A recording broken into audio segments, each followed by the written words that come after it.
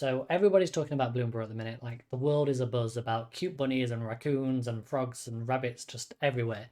But now is a really good time to just look back at some of the sets that have come out within the first 2 quarters of this year and consider picking up some of those singles, as the prices have now stabilized and some of them even dropped quite dramatically. So let's do this. So if you were lucky enough to pick up the Shock Lands when they were reprinted earlier this year in Ravnica Remastered and they dropped down to like the $5-6 mark, like around about €5 mark, then congratulations. Now is also a good time to pick up those fetch lands to enable your decks to go and fetch those shocks that you bought earlier.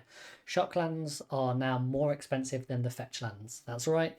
So you can pick up your fetch lands that were reprinted in Modern Horizons 3 or the allied colours for a lot cheaper than what you can get your shock lands for. So yeah, now could be a good time if you are interested in fetch lands and you want to take your deck to that power level.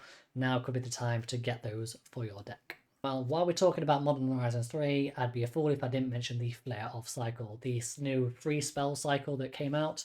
If you need them for your decks, now is a good time to pick those up. They have dropped considerably since they were pre-release ordering price, and also the price once they were released, they have dropped considerably. So if you need them for your decks and you want to take your deck to that power level, consider running those. Now could be a good time to pick them up. As a lot of them are not seeing play, they could still drop further, but we shall see what happens with that. But now they're down to like the $4 or $5 mark, something like that. So yeah, could be a good time to pick them up. I would seriously consider the black one and the green one, especially if you're in like a Golgari Sacrifice deck. Next up, there's a fantastic sorcery that was reprinted in Modern Horizons 3, Toxic Deluge. It's now the cheapest it has ever been.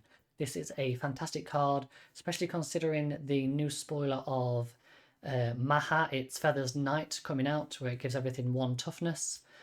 This Toxic Deluge could be an absolutely fantastic include in those types of decks, because you're basically going to spend 3 mana on 1 life to give everything -1/-1 and just wipe the entire board and it become a one-sided board wipe.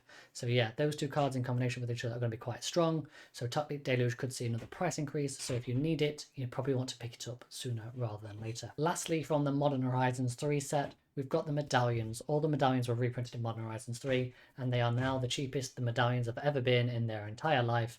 So yeah, seriously, consider picking these up now if you need them for your deck.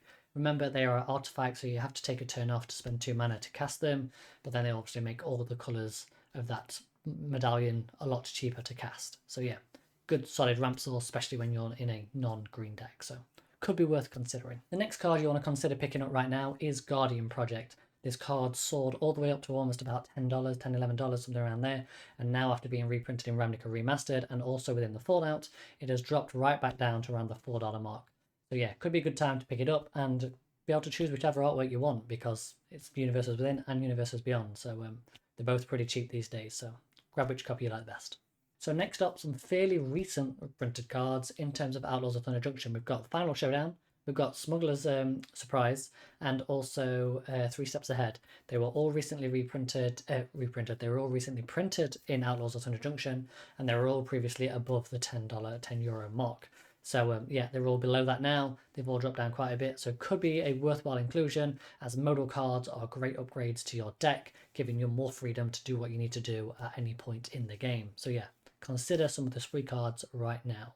Also, Goblin Hydra's dropped dramatically, so if you're in need of a big green stompy thing, then check out Goblin Hydra. There we have it, a whole bunch of singles you could be picking up right now and hopefully saving yourself a few pennies along the way. And speaking of pennies, I know at this point in time, a lot of people are saving that cash ready for when Bloomburrow drops in the next couple of weeks. But consider just doing your pre-release, maybe the initial draft, things like that. But when it comes to singles of Bloomburrow, just wait for those prices to stabilize. So buy some of these more stably priced cards, or stabled priced cards, and then wait for the fluctuations and the crazy spikes of Bloomburrow cards to end, and then pick up those singles when you need it. Remember, you don't need the latest and greatest on day one. Just relax, calm down, get them when they're good and cost effective. Anyways, thanks for watching, guys. I appreciate the support as always. So if you could leave a comment, like, subscribe, that would be absolutely fantastic. And yeah, I'll see you all in the next video. Goodbye for now.